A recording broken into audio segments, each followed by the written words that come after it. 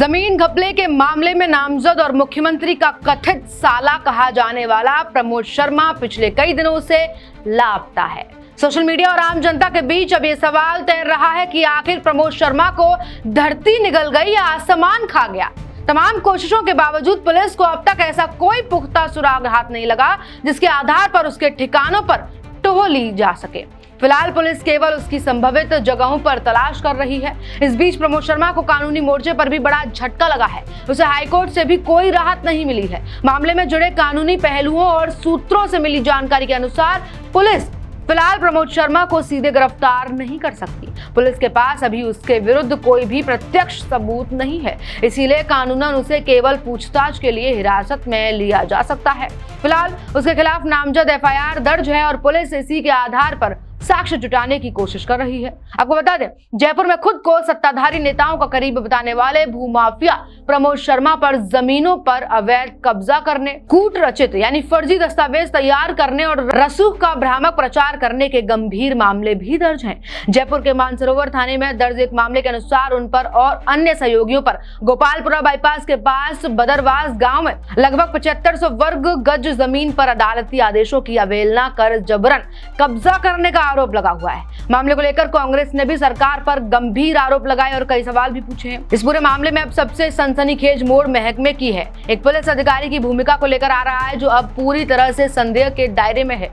जांच से जुड़े अंदरूनी सूत्रों का दावा है कि जिस दिन भी प्रमोद शर्मा को हिरासत में लेकर पूछताछ की जाएगी उस दिन इस पुलिस अधिकारी का फंसना पूरी तरह तय होगा। बताया भी जा रहा है कि इस कथित अधिकारी ने अपने पद का रसूख दिखाते हुए उस विवादित जमीन पर एक नर्सरी को काबिज करवाया था। अब देखना ये होगा कि पुलिस प्रमोद को कब तक तलाश पाती है और इस मामले में खाकी के इस संदिग्ध चेहरे पर क्या कार्रवाई होती है। कहने को तो कांग्रेस ने भी अब प्रमोद शर्मा को आड़े हाथ ले लिया और कांग्रेस के प्रवक्ता जिन्होंने अपनी बातचीत में क्या कुछ कहा है, जरा इस वीडियो के माध्यम से आप देखिए। पहले मीडिया में लगातार खबर बनी हुई है कि प्रमोद शर्मा नाम का एक व्यक्ति, जिसे सरकार के मुखिया का काफी करीबी बताया जा रहा है, राजस्थान पुलिस की पकड़ से बाहर है।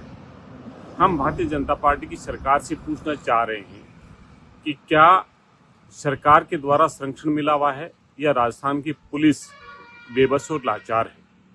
दोनों में से क्या सत्य है, ये सरकार को बताना चाहिए। आखिर जिस रिश्ते की बात हो रही है, लगातार चाहे सोशल मीडिया के प्लेटफॉर्म हो चाहे अन्य मीडिया के प्लेटफॉर्म हो, उन पर लगातार उड़ती रही, लेकिन कभी भी सरकार के मुखिया ने कभी इससे मना नहीं किया। इसलिए राजस्थान के अंदर जो 8 करोड़ जनता है, जो मजलूम है, बेबस है, लाचार है, गरीब है, अगर उसके खिलाफ झूठा मुकदमा भी दर्ज हो जाता है तो पुलिस के हाथ वहां पे पहुंच जाते हैं। लेकिन लगातार सुर्खियां बनी रहने के बावजूद भी आज तक वो पुलिस की पकड़ से बाहर है। तो क्या ये सरकार का संरक्षण है या फिर पुलिस बेबस, लाचार या नाकारा है? ये सरकार को आके स्पष्ट करना चाहिए। और राजस्थान के अंदर क्या कानून का राज है या पहचान का राज है?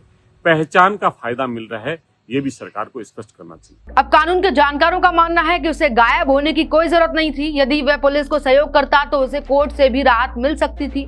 दूसरी तरफ पुलिस अधिकारियों का कहना है कि मामले की गंभीरता को देखते हुए हर पहलू की जांच की जा रही है। अन्य आरोपियों की भूमिका भी खंगाली जा रही है और जांच के आधार पर आगे सख्त कार्रवाई की जाएगी। लेकिन सवाल फिर भी वही है कि आखिर प्रमोद शर्मा को जमीन निगल गई या आसमान? कहां है प्रमोद शर्मा? कब प्रमोद शर्मा की गिरफ्तारी होगी? मामले में अगर अपडेट आएगा मैं आपको जरूर जानकारी दूंगी। बाकी तमाम ऐसी अपडेट्स के लिए बने मेरे साथ देखते रहिए अपडेट इंडिया में, आपके साथ कृपा उपाध्याय।